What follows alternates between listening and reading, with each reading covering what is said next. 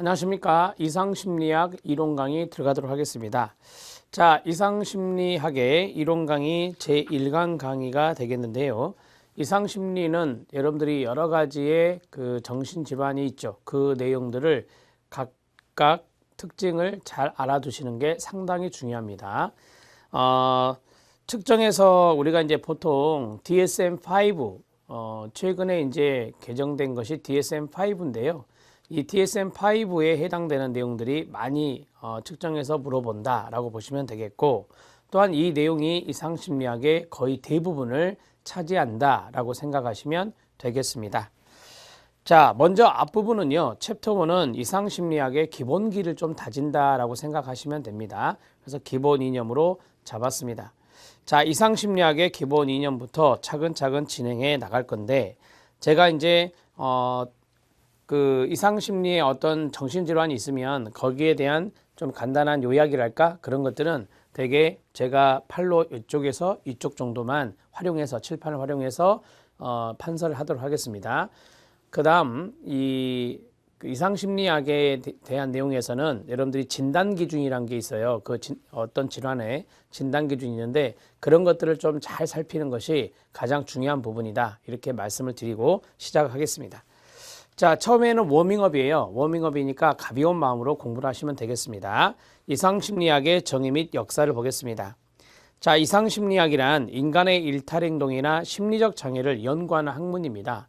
대개 우리가 이제 일탈행동, 그러면 이제 행동적인 측면이고, 그 다음에 이제 심리적인 부분은 말 그대로 심리적인 측면을 연구하는 것이다. 이렇게 보시면 되겠습니다. 자, 우리가 생활하면서 경험하는 적응의 곤란이나 더 넓게는 생활의 어려운 문제는 적어도 이상심리학의 연구 대상이 될 수 있겠죠. 자, 이상심리학은 인간이 나타내는 다양한 이상행동과 심리장애를 현상적으로 기술하고 분류하며 그 원인을 규명하여 설명하고 그 다음에 치료 방법이나 예방 방안을 강구하는 학문이라고 보시면 되겠습니다.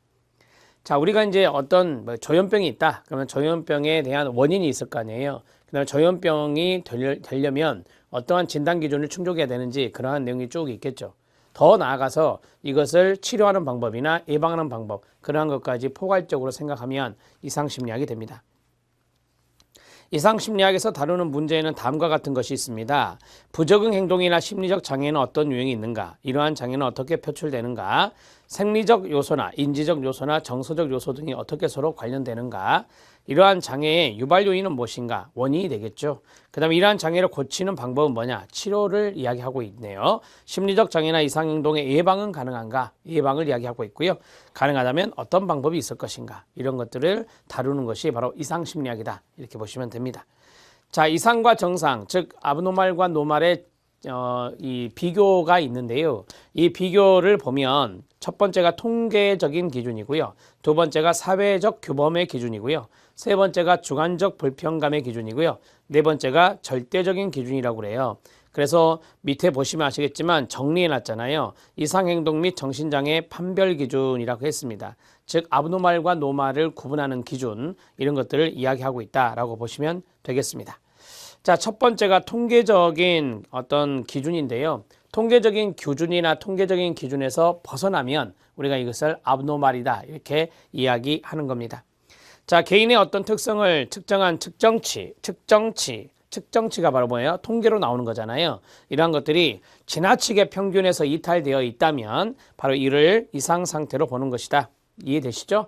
자, 평균의 측정치가 있는데 그것이 이제 우리가 이제 일반적으로 평균이 있는데 그 평균에서 많이 벗어나게 되면 이게 바로 이상 상태다 이렇게 이야기하는 거고요. 통계적인 기준은 정확하게 경계선을 긋기만 하면 객관적이고 정확하다는 장점이 있죠. 통계적인 수치로 기준을 잡으니까.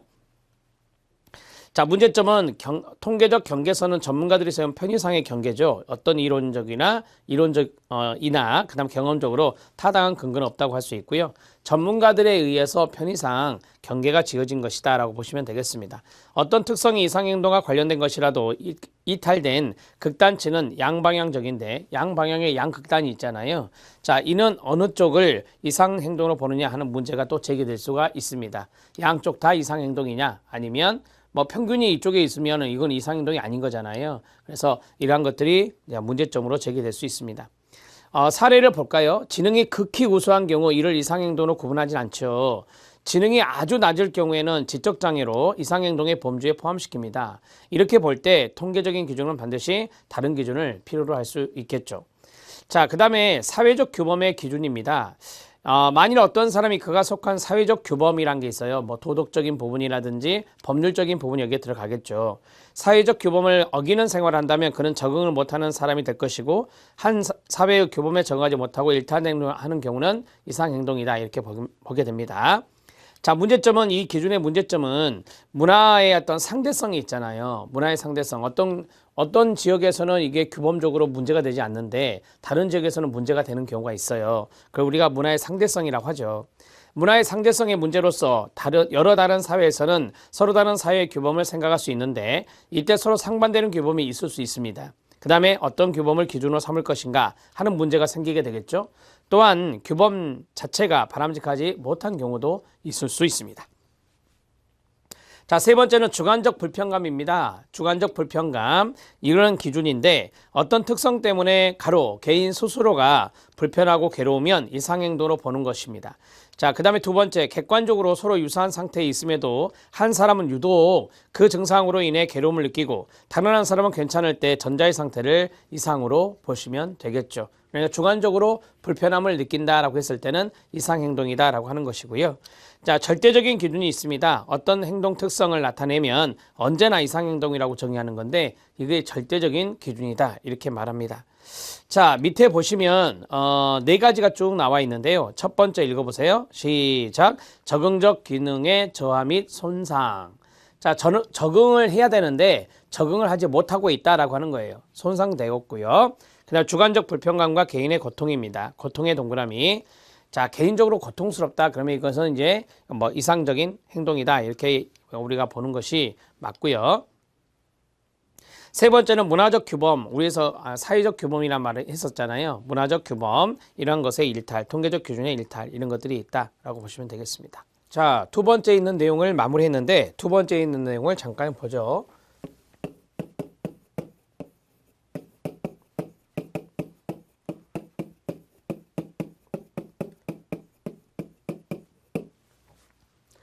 자, 이상과 정상의 구분 비교입니다.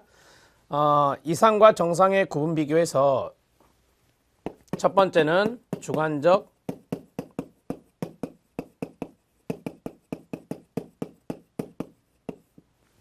주관적으로 개인 스스로 불편함이나 고통을 느낄 때 우리가 이것을 이상이다 이렇게 말하고요. 그 다음에 두 번째, 적응상 기능이 저하되어 있다, 손상되어 있다 라고 한다면 이것은 이제 우리가 이상 상태다 이렇게 말할 수 있습니다.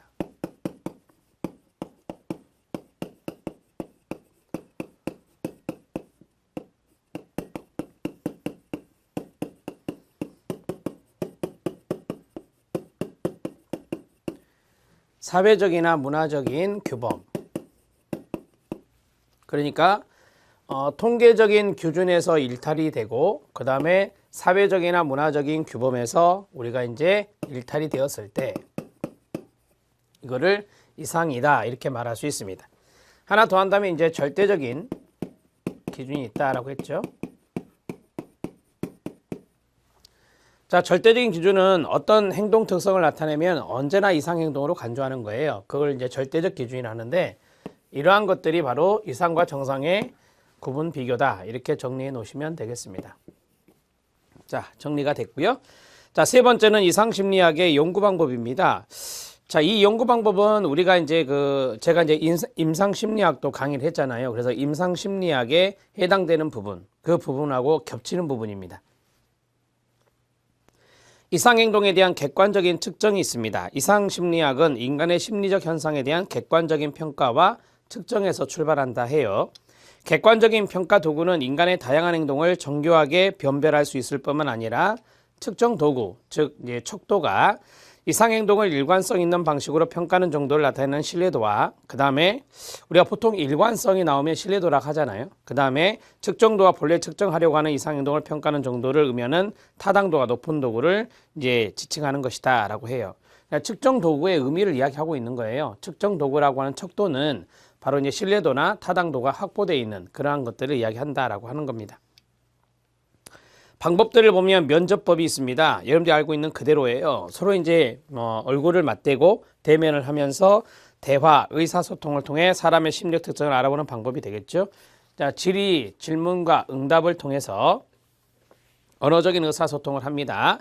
피면접자의 언어적 반응 내용과 방식을 전밀히 분석하고 수량화하는 방법들이 면접법이라고 말할 수 있습니다. 행동관찰법입니다. 내면적인 심리적 특성이 여기서 끊어야 되겠죠. 밖으로 드러난 행동을 잘 관찰하며 그 다음에 특정한 상황에서 개인이 어떤 행동을 하는지 관찰해야 되겠죠. 구체적으로 기술하고 그 빈도나 강도를 수량하는 방법이 되겠습니다. 행동관찰법을 일명 관찰법이라고 하죠. 그 다음에 세 번째는 질문지법인데요. 이거는 이제 질문지를 통해서 우리가 이제 알아보는 건데 연구자가 묻고자 하는 사항을 문장으로 기술된 문항을 제시합니다. 질문지죠, 이게. 자, 그리고 피검자로 하여금 그 문항에 대해서 자신의 상태를 응답하게 하는 방법이 질문지법이 되겠습니다. 그 다음에 과제 수행법이 있습니다. 해결해야 될 과제를 줍니다. 과제를 부여하고 그 사람이 그 과제를 얼마나 잘 수행하는지를 보는 방법이 말 그대로 과제 수행법이 되겠습니다. 평가하고자 하는 심리적 특성이 요구되는 과제를 주고 그 과제 수행 반응을 객관적으로 수량화하고 이를 통해서 심리적 특성을 알아보는 방법이 되겠습니다. 자, 그 다음에 심리, 생리적 측정법이 있습니다. 우리 이제 임상심리사, 또 임상심리학에서는, 임상심리사나 임상심리학에서는 이런 심리, 생리적인 측정법, 이런 거 상당히 중요할 수 있어요. 자, 심리적 상태를 평가하기 위해서 신체 생리적 변화를 측정하는 건데요. 가로, 뇌파나 심장 박동이나 혈압이나 근육의 긴장도나 피부 전기 저항 반응, 이러한 것 등의 생리적 상태를 측정할 수 있는 특정 도구를 통해서 심리적 상태나 특성을 파악할 수 있다라고 보시면 되겠습니다. 자, 뇌 영상술입니다. 말 그대로 뇌의 구조적 결함이나 생리적인 활동을 측정하는 방법이 뇌를 촬영하는 뇌 영상술이 되겠습니다. 자, 이러한 방법들로 우리가 이제 그 이상행동, 이상상태 이런 것들을 측정할 수 있다라고 하는 것을 잠깐 말씀드렸고요. 자, 두 번째는 이상행동의 원인에 대한 과학적 연구입니다. 자, 여기에서는 이제 과학적인 연구에 이제 좀 초점을 맞추시면 돼요. 이것도 여러분들이 다 아시는 거예요. 뭐 사례 연구라든지 상관 연구라든지 집단 간 비교 연구라든지 실험 연구라든지 종단적 연구라든지 이런 연구들이 있잖아요. 이런 연구들을 통해서 우리가 이상행동의 원인을 밝혀낸다라고 보시면 됩니다. 자, 1번을 보면 이상심리학에서는 과학적인 측정 방법에 의해서 수입된 자료에 근거해서 끊어요. 이상행동의 특성, 관련 요인, 즉 원인적인 요인들을 밝히는 연구가 진행되고 있죠. 이상행동의 원인은 이상행동의 시간적으로 선행해서 존재하면서 이상행동의 증가나 감소에 영향을 미치는 요인을 말합니다. 자, 우리가 이제 원인은 되게 독립변수잖아요. 그래서 이상행동이 나중에 나타나는 거고 이상행동을 일으켰던 그 원인이 있을 거 아니에요. 그래서 이상행동의 선행에서 나타나는 게 원인이다라고 보시면 됩니다. 뭐 인과관계로 말한다면 독립변수가 되겠죠. 자, 이렇게 정리하시면 되겠습니다. 연구 방법들은 사례 연구입니다. 우리가 이제 그 소수의 사례 이런 것들을 이제 좀 집중적으로 보면서 연구해 나가는 것이 케이스 스터디라고 하는 사례 연구입니다. 이상행동의 원인과 관련된 요인을 탐색하는 가장 기초적인 연구 방법인데요. 이상행동을 나타내는 개인의 초점을 맞추어서 자, 이게 이제 하나의 케이스가 되는 거예요. 그래서 그 사람에 관한 다양한 정보를 수집하여 기술하는 방법이 되겠습니다. 장점은 어떤 케이스, 개별 사례에 대해서 풍부하고 자세한 정보를 제공하기 때문에 이상행동의 양상이나 발전 경위나 영향 요인을 정밀하게 구체적으로 분석할 수 있다는 장점이 있습니다. 그러나 한 개인에 대한 자료에 근거하고 있기 때문에 그 결과를 다른 사람에게 일반화해서 적용하기가 어려워요. 소수의 사례를 사례 연구하거든요. 그래서 일반화 한계가 단점이라고 보시면 되겠습니다. 상관 연구가 있습니다. 어떤 이상행동을 나타내는 여러 사람들의 특성을 객관적인 평가 도구를 통해 수집해서 이러한 자료들 간의 관계를 살펴보는 거예요. 관계의 동그라미. 그게 바로 이제 상관성이라고 하거든요. 그 상관성을 보는 것이 상관연구예요. 상관연구는 연구를 통해서 조사된 요인들의 밀접한 연관성의 밑줄. 이게 이제 중요한 게 되겠죠. 상관연구를 개념 잡으려면 연관성을 보는 거구나. 연관성의 동그라미 효율표. 알 수 있지만 인과적 관계와 방향을 확증할 수는 없습니다. 이거는 인과관계를 보는 게 아니에요. 상관관계를 보는 거지. 그래서 인과관계라든지 이런 인과성의 방향이라든지 그런 것들을 확정할 수는 없다 이 말이죠. 자, 그 다음에 집단 간 비교입니다. 상관연구와 마찬가지로 이상행동과 관련된 요인을 탐색할 수 있지만 이상행동의 요인들 같이 인과관계를 명백히 설명해 주지는 못하므로 원인 규명을 위해서는 치밀하게 설계된 실험적 연구나 종단적 연구가 필요하다라고 하는 거예요. 두 집단이 있다 또는 세 집단이 있다. 그럴 때 이제 집단 간의 비교를 하는 것이다 라고 보시면 되겠습니다. 자, 실험 연구입니다. 자, 실험 연구는 연구자가 원인적 요인, 그 독립 변수가 되겠죠. 원인의 밑줄. 이것을 의도적으로 변화시켰을 때 그 영향으로 인한 결과적 요인, 이게 뭐예요? 종속변이 되겠죠. 자, 결과의 밑줄 치시고요. 이걸 우리가 인과관계라고 하잖아요. 실험 연구의 특징은 뭐냐면 인과관계를 규명하는 거예요. 그래서 이러한 인과관계를 규명할 수 있다라고 하는 것이 이제 실험 연구의 개념이고요. 자, 실험자가 조작한 변인 외에 다른 변인이 실험의 결과에 개입되지 않도록, 그렇죠? 이런 것들 잘 통제를 해야 됩니다. 세심한 주의를 기울여야 될 것이다. 자, 종단적 연구는 장기간에 걸쳐서 하는 거예요. 거기 보면 종단적 연구는 두 시점 이상의 시간차를 두고, 그래서 우리가 거기다가 장기간 이렇게 쓰면 돼요. 장기간에 걸쳐 연구하는 것을 종단 연구라고 해요. 그렇게 해서 인과관계를 밝히는 방법인데 실제 생활에서 일어나는 이상행동의 원인을 연구할 수 있는 장점이 있지만 많은 사람들을 대상으로 장기간 연구하는 것이 쉽지 않죠. 뭐 보통 1년 이상 할 수 있는데 이런 것들을 이제 어떤 소수의 사례를 찾아가지고 그분들이 1년 이상 가기가 쉽지 않다라고 하는 것입니다. 자, 여기까지 뭐 자료 수집 방법이라든지 과학적인 연구 방법 쭉 이야기했어요. 이런 것들은 기본적으로 많이 아시는 거니까 자, 판서하지 않겠습니다. 이상행동의 치료와 예방 방법에 대한 과학적 검증입니다. 자, 첫 번째 심리치료의 효과를 과학적으로 검증하기 위해서 여러 가지 연구 방법이 사용되고 있는데요. 심리치료의 효과에 밑줄 치세요. 자, 연구 방법들을 보면 치료 전후의 행동을 비교해 보는 겁니다. 치료하기 전과 치료한 후의 행동을 비교해 본다. 치료 전후에 행동의 변화가 있을 경우에도 그것이 치료에 의한 것인지 시간 간과에 따른 자연적인 회복인지를 변별하기가 쉽지는 않습니다. 특정한 심리치료 방법의 효과를 정교하게 검증하는 연구에서는 통제 집단을 포함시키는 것이 일반적입니다. 통제 집단에 쓰세요. 이게 바로 실험 연구죠. 실험 설계라고도 합니다. 자, 그 다음에 니은입니다. 서로 다른 치료 방법들의 치료 효과를 비교하는 겁니다. 자, 치료 방법이 여러 가지가 있다. 그러면 이 여러 가지에서 어떤 것이 더 효과가 있었느냐, 그걸 비교하는 것이 되겠습니다. 자, 같은 증상의 집단을 두 집단으로 나누어 다른 치료 방법을 써보고 나서 치료 전후를 측정해서 어느 치료가 효과적이었느냐, 그걸 판단할 수 있겠죠. 치료 효과는 치료 직후뿐만 아니라 1개월, 3개월, 1년까지 추적 조사를 해야 돼요. 추적하여 증상의 호전 상태를 평가하는 추수 연구를 하게 됩니다. 자, 단일 사례 연구입니다. 단일 사례 연구는 아시죠? 사례가 하나입니다. 사례가 하나, 단일 사례. 한 명의 환자에게 거기에 밑줄이요. 심리치료적 처치를 가하는 조건. 처치를 가했네요. 그러면은 단일 사례 설계에서 A는 기초선이고 B가 처치 개입 단계거든요. 그래서 B가 써져 있습니다. 자, B는 처치 단계라고 하고요. 그렇지 않은 단계가 기초선 A라고 해요. 기초선은 뭐냐면 처치를 안 하는, 프로그램을 안 하는 단계가 되겠습니다. 그렇지 않은 조건 A 기초선 단계인데요. 이걸 반복적으로 여러 번 시행해서 치료적 처치가 가해지는 조건에서만 치료적 변화가 나타나는 것을 확인할 수 있는 것입니다. 자, 보통 우리가 단일 사례 설계 같은 경우는 AB가 기본형이잖아요.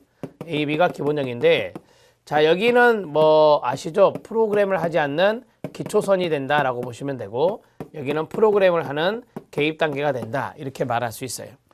자, 여기에서 뭐 나와 있지는 않지만 싸움이라고 한 것을 해볼게요. 표적 행동을 싸움으로 잡았어요.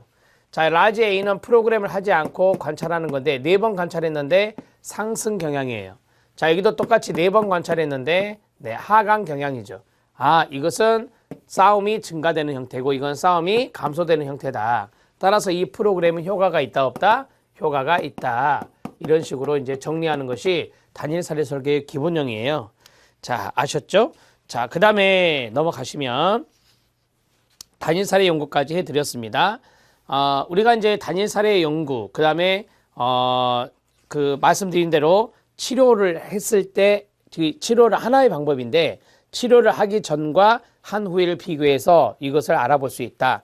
그 다음에 두 번째로는 치료 방법이 여러 가지다. 근데 치료 방법이 여러 가지인데 어떤 치료 방법이 효과가 있었느냐 그걸 볼 수 있는 방법이 있고 그 다음에 단일 사례 이렇게 해서 알 수도 있고 이렇게 정리하시죠. 자, 그 다음에 이번에 이상심리학의 역사가 나와 있습니다. 역사. 이 역사는 거기 보시면 뭐 고대부터 쭉 가요. 고대부터 해서 뭐 최근의 동향까지 쭉 정리가 됐는데 여기에서는 뭐 중요한 포인트는 많이 있지는 않습니다. 자, 고대 사회 초자연적인 이해를 했던 시대죠. 고대 원시 사회에서는 동양, 서양 구분 없이 정신병을 지금은 정신질환이라는데 정신병을 초자연적인 현상으로 이해했어요. 초자연적 현상의 밑줄. 어떤 자연적인 부분을 초월하는 문제, 그러한 것들이 바로 정신병이다. 신의 특별한 계시를 받았다거나 저주를 받았다고 여기거나 귀신이 들렸다고 여기는 것이 고대 사회에서의 바로 말씀드렸던 이상심리입니다. 자, 그리스 로마 시대를 보겠습니다. 그리스 로마 시대에서는 이전의 원시 시대에서 이상심리를 초자연적인 힘으로 본 것과는 달리 가로 과학적 입장, 가로 닫고요. 과학적 입장에서 설명했던 것이 그리스 로마 시대입니다. 이 시기는 신 중심이 아닌 인간 중심의 사회, 이걸 헬레니즘이라고 하죠. 인간 중심의 사회였기 때문에 이상심리에 대해서도 신의 형벌이나 초자연적인 힘으로 이야기보다는 시작, 과학적인 접근이 가능했던 것이다. 과학적인 접근에 밑줄 쳐주시기 바랍니다. 자, 히포크라테스가 있어요. 히포크라테스의 업적을 보면 첫 번째, 직접 심리적 장애를 관찰해서 객관적으로 기술했고요. 그 다음에 두 번째, 처음으로 이상행동에 대한 신체의학적, 생물학적 이론을 발전시켰고요.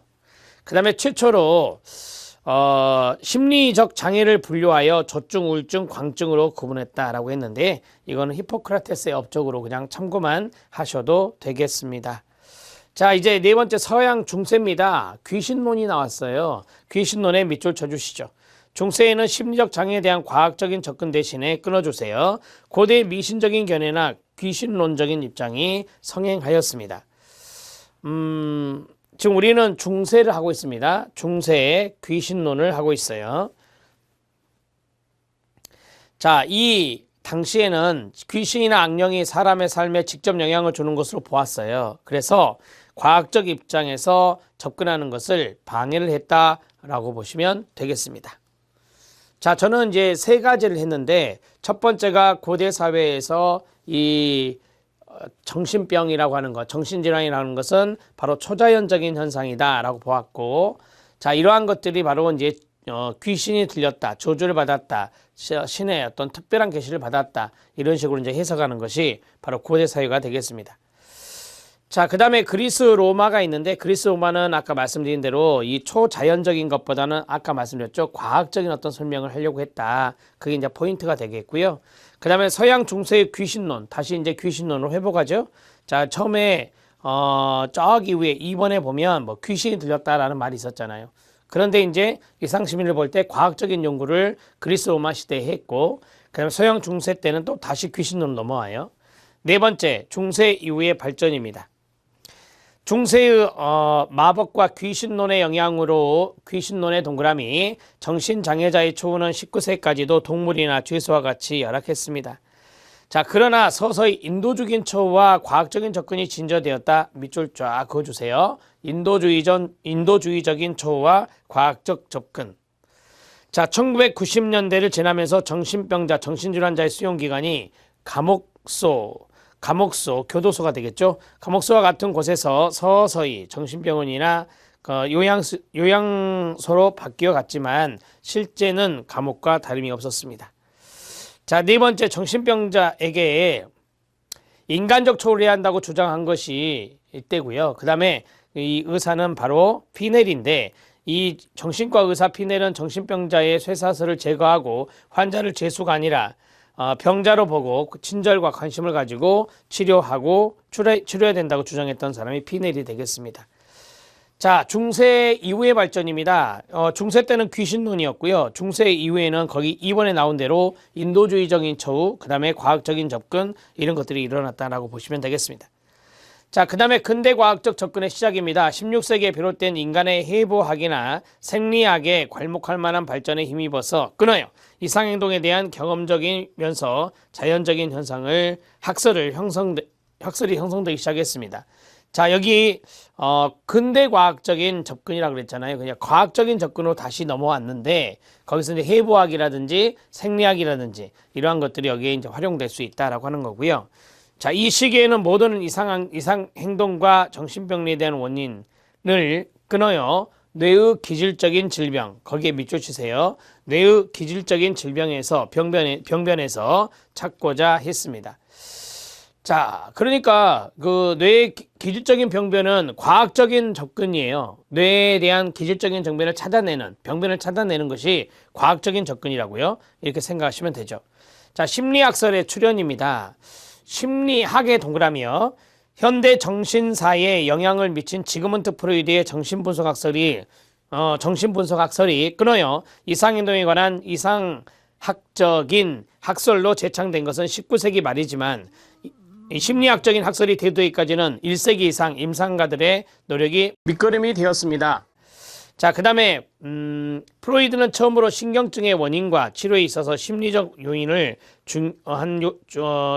중요성을 강조한 것으로서, 자, 우리가 프로이드 하면 정신분석 이론이죠. 심리적인 측면을 봤던 학자잖아요. 그래서 신경증의 원인과 치료에 있어서 심리적 원인의 중요성을 봤다. 심리적 원인에 밑줄 쳐주시면 됩니다. 정신분석학에서 제시하고 있는 많은 임상적인 추론과 이론적인 개념은 이상심리학 이론과 실제에 막대한 영향을 끼쳤다라고 할 수 있습니다. 쉽게 말씀드리면 프로이드의 정신분석학이 이상심리학에 영향을 많이 줬다 이 말이에요. 이렇게 정리하시면 돼요. 가장 중요한 개념이 뭐냐면 무의식이잖아요. 그래서 대부분의 인간 행동은 무의식적 동기에 의해서 결정된다는 무의식 개념이며 끊어요. 자, 환자의 문제를 이해하기 위해서는 환자가 의식하고 있는 범위를 넘어선 무의식적 동기를 밝혀야 됩니다. 무의식적 동기를 밝혀야 된다. 밑줄. 그럼으로써 우리가 쓰는 것이 바로 자유현상 기법, 전이현상.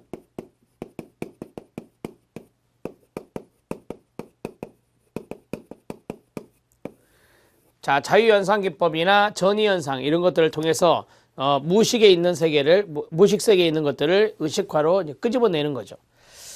자, 여기까지 정리되었습니다. 자, 이제 그 다음은 7번입니다. 이상행동의 측정과 관찰인데요. 기술 정신의학의 발달과 심리검사의 시작이 있습니다. 자, 이상행동을 측정한다 그랬잖아요. 측정한다 그랬으니까 심리검사입니다. 자, 19세기 후반 기술정신의학의 아버지로 알려진 정신과적 장애의 진단분류 체계에 큰 영향을 미친 사람이 크레펠린이에요. 자, 거기 크레펠린은 정신질환자의 증상을 관찰하고 정신질환의 유형을 분류했다라고 했습니다. 정신과적 장애의 진단분류 체계.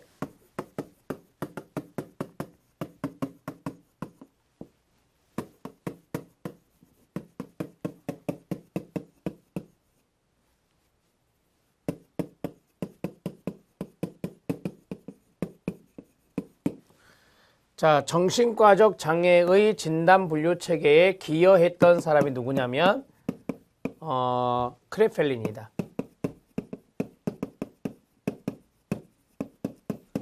자, 이렇게 하나 노트해 주시고요.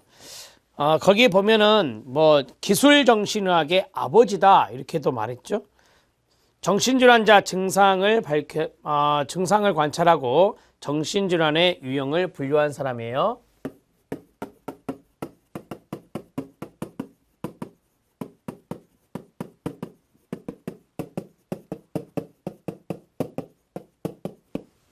됐습니다. 자, 2번 들어가죠. 2번을 보면 정신의학이 의학적 특수 분야라는 것을 강조했고, 정신병을 조울병과 조발성 치매로 분류했는데 이러한 분류는 오늘날 진단분류 체계에서도 상당한 설득력을 가지고 있다고 합니다. 자, 조울증은 우리가 조증과 우울증 이 두 가지가 합쳐진 일반적으로 양극성 장애라고 이야기하는 것이고요. 자, 그 다음에 세 번째 들어갈게요. 19세기 후반 인간의 심리적 특성을 측정하려는 과학적 연구가 시도되어 다양한 지능검사나 성격검사지가 나왔죠. 자, 그 다음에 최근의 동향을 보도록 하겠습니다. 2차 세계대전, 2차 대전을 전후로 해서 그러면 45년 전후에요. 45년 전후로 해서 이상심리학의 분야는 실험과학과 경험적인 연구에 의존해서 기술적인 접근과 심리적 접근의 통합적 접근 경향이 뚜렷해지고 있다라고 했습니다. 자, 우리가 이제 그 최근의 동향이라고 나왔는데요.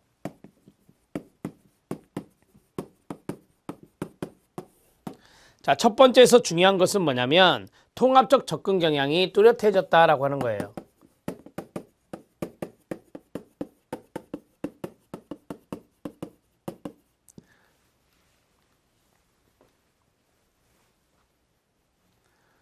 자, 통합적 접근인데요.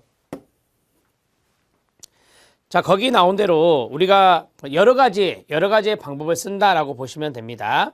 2차 세계대전을 전후로 해서 실험 과학과 경험적인 연구에 의존해서 기술적인 접근, 그 다음에 심리적 접근의 통합적인 접근이다라고 했잖아요. 그러면 여기 통합적 접근은 기술적인 측면도 중요하고 그 다음에 심리적인 측면도 중요하다. 자, 기타 등등등 여러 가지 내용을 다 보는 것이 통합적 접근이 되겠습니다. 정신역동적 정신병리 이론의 임상실제와 연구 분야에서 도전을 받으면서 개인심리학적 접근에서 행동주의 접근과 현상학적 인간주의적, 인본주의라고도 하죠. 자, 인본주의적 접근이 발전되었으며 가족체계를 비롯해서 사회, 환경 영향에 관한 이론이 발전하고 있습니다. 자, 우리가 이제 두 번째는 뭐냐면 환경의 영향을 강조하고 있다라고 말할 수 있습니다. 환경의 영향을 강조하고 있다.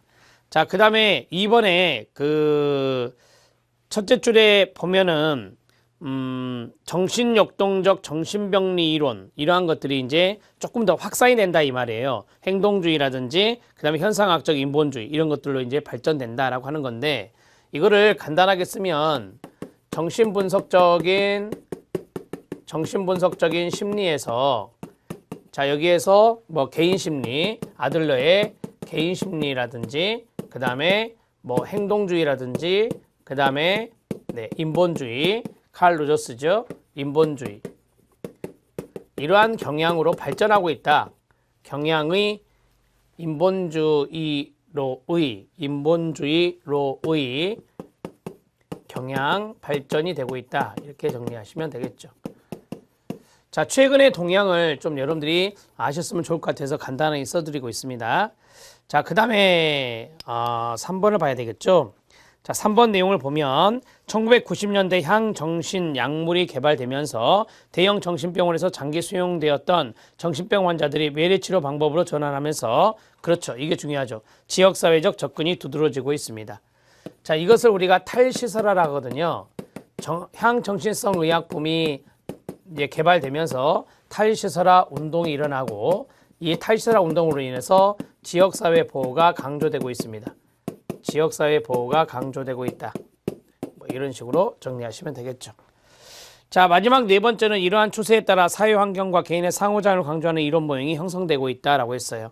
자, 이거는 무슨 말이냐면 환자가 있잖아요. 환자 개인하고 그 다음에 환경 간의 상호작용 자, 이런 것을 강조하고 있다 보시면 되겠죠. 자, 이렇게 해서 5가지를 정리해 드렸습니다. 자, 이번 수업은 여기까지인데 자, 최근의 동향을 보시면 통합적인 접근이다. 뭐 기술적인 접근이나 심리적인 접근이나 다른 접근들이 많이 있겠죠. 그 다음에 환경의 영향을 상당히 중요하게 생각한다. 이제 정신질환자가 있으면 정신질환자의 기술적인 부분도 있지만 외부 환경적인 요인도 있거든요. 그 다음에 정신분석 심리에서 개인 심리에서 행동주의, 인본주의로 이 경향이 점점 더 발전하고 있다라고 하는 거고요. 탈시설화 운동으로 인해서 시작, 지역사회 보호를 강조하고 있고 자, 개인과 환경 간의 상호작용 이런 것들을 아주 중요하게 생각하고 있다. 자, 되셨죠? 이렇게 바로 네, 이상심리학의 최근 연구 동향입니다. 자, 여기까지 진행했고 제2절 이상심리학의 이론은 다음 시간에 하도록 하겠습니다. 수고하셨습니다.